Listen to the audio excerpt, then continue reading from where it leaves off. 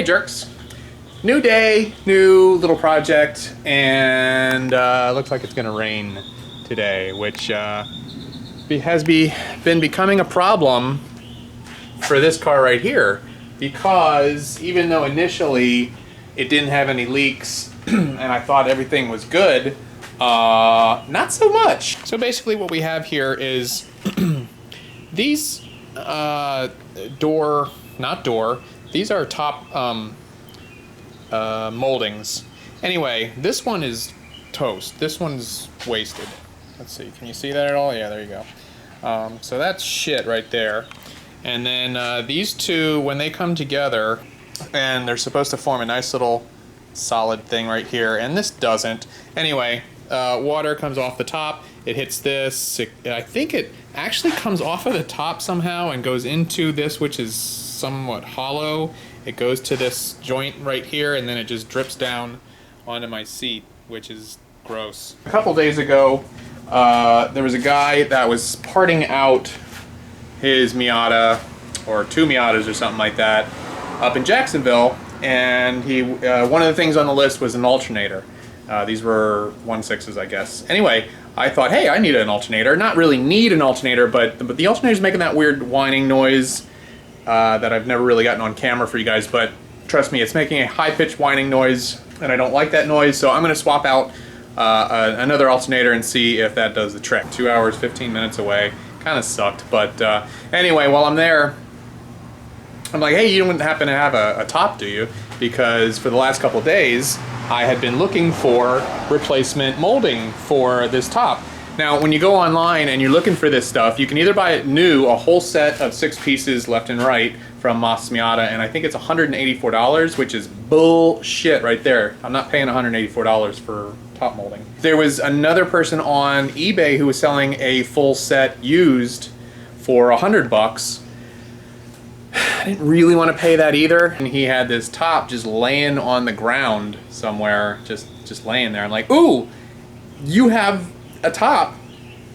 Would you be willing to sell me the molding for it? When I went there, it was $25 for the alternator. This is a dumb story. You can skip ahead if you don't want to hear the story. I wanted to buy the alternator, and it was $25. I'm like, cool, okay, whatever. And I just had what I thought was an extra 20 in my pocket, just in case I knew he would have other stuff, and I didn't know if I was going to be interested at all in it. Anyway, so I'm like, oh damn it, man! I only have another $20. I wish I would have brought more, thinking that he would have charged me a lot more than $20 for just those things. I think he misheard me, because then he said, well, like, what about $10? You know, thinking that I was trying to lowball him for something, saying I didn't have any more money if I would just give them to him. And I'm like, no. I mean, I have $20 more. I can give you $20 for these 3 parts. And he was just like, okay. And I'm like, well, wait a minute. Now I actually had $40. I'm like, well, why don't I just give you $40 to take all 6 of the pieces? So I basically got a whole set of what appears to be really, really good looking moldings for $40 instead of the $100 that I was absolutely prepared to buy. So super cool guy. His name was Frederick, up in Jacksonville. All right, so that's what we're going to do today. We're going to, since it's pretty much Florida and we're pretty much headed into the rainy season, we're going to get started on fixing my leak problem. And so I'm going to replace these 3 molding pieces. I'm also going to tighten the latches. It's a little, not like, it could be tighter. So that's what I'm going to try to do. So anyway, let me get started on that, and you can watch. So here's how this works. At least I think it does. I'm not exactly sure. I've got the top at least loosened here. This piece, I think, just pulls off completely. Like that. Yeah, so that comes off easy enough. This piece pulls off until you get to the end. Yeah, so here we go. These are these 2 screws right here. And that's easy enough to come out. The only hard piece to take out is the 3rd piece. And that's because Mazda, in their infinite wisdom, decided to put these weird clips holding them in, which doesn't make any sense whatsoever. And then the rest of this just pulls right off, like that. Put the old shitty pieces there, new shitty pieces here. I really hope this does the trick. If not, I don't know what I'm gonna do. Not really sure how this goes on, but probably should have paid more attention when I was pulling it off. Okay, I kind of figured out what you have to do. You have to just really jam. There's a hard part here. You just have to jam that into the metal piece that's in there, and then you will eventually feel it kind of pop in. And if you just go up and down on that, you will eventually have it done. I'm going to put the screws back in, and that one piece will be done. Okay, one piece done. This middle piece should be pretty easy to do. It just goes in here, and like the other piece, you have to sort of jam it into the metal piece that it's supposed to go into. I'm not sure if that's going to be easier to do like this or not. It's not easy, I'll tell you that. Alright, I've kind of figured this out. Unclear. So this fits in the door like this. This is where it's going to fit in the door. And what you have to do is you have to get this edge over this piece first. So this would lay in to that piece right there. And on the other side you can see that it's sort of not in there yet. But then you can just sort of push it in to meet the rest of it, and it will pop right in.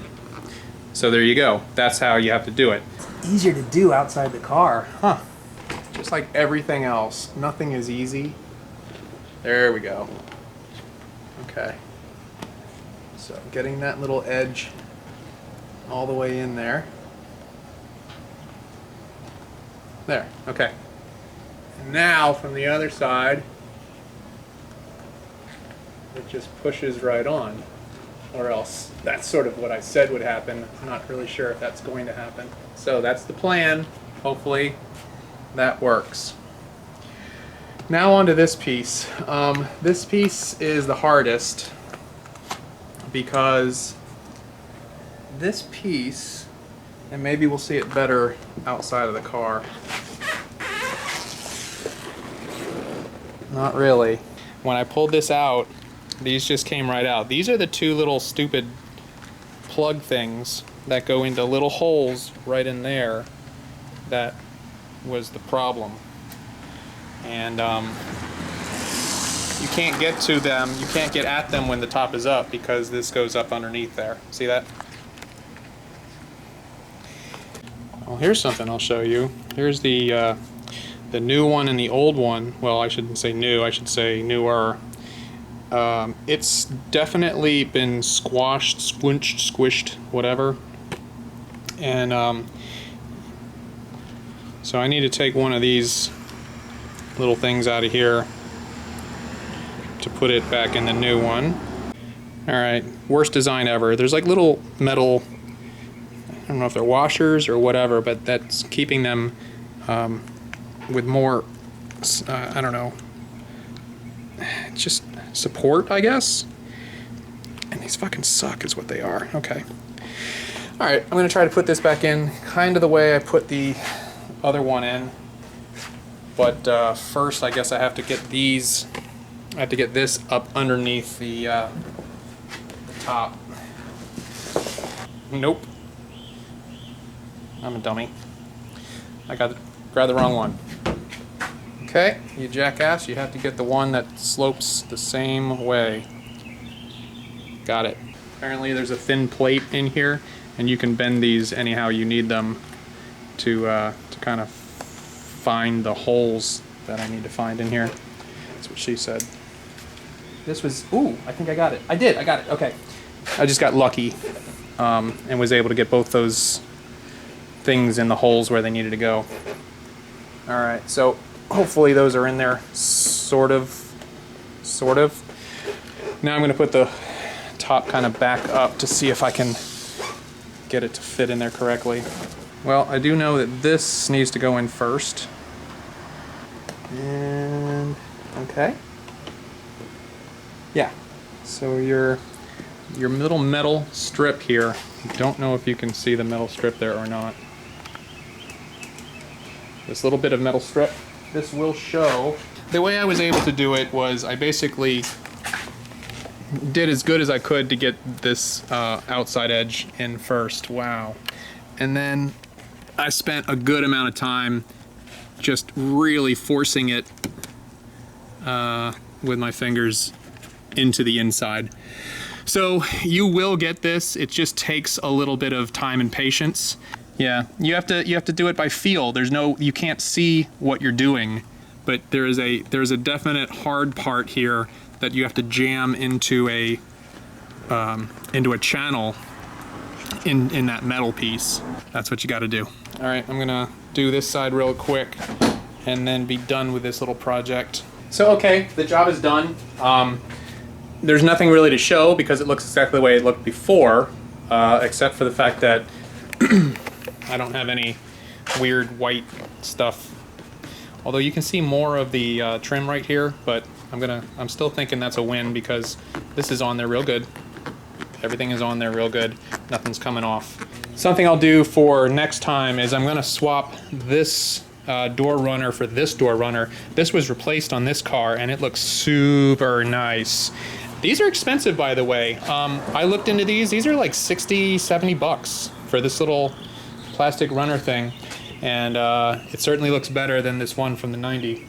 So I'll be transferring that one over to here at some point. Or the other thing that I wanted to do was look at these latches and see if there's a way to adjust them to grab hard or grab tighter. All right, so I figured this out pretty quickly and that I'm probably not going to fix the problem with this. But here's how you adjust your latches. Let's say that it's not tight enough. So what you're gonna do is there's a little flap right here and it's broken on mine, but it still works. So you open that up and this little thing right here, you wanna spin down and you'll see this whole thing come down toward the fabric. So I'm gonna bring that all the way down like that. Just push that flap back down on there and then hopefully this comes back even further than it used to. So I'm gonna do that on both sides and then I'm going to test it to make sure that it still closes. All right, we're in the car and I found that this indeed does tighten a little bit, and this side even more so. I am a little concerned that they don't lock back in here. You know, I don't need to push the button to make them unlock. Let's try this one. Yeah, I don't need to, which sort of sucks, but good egg pro.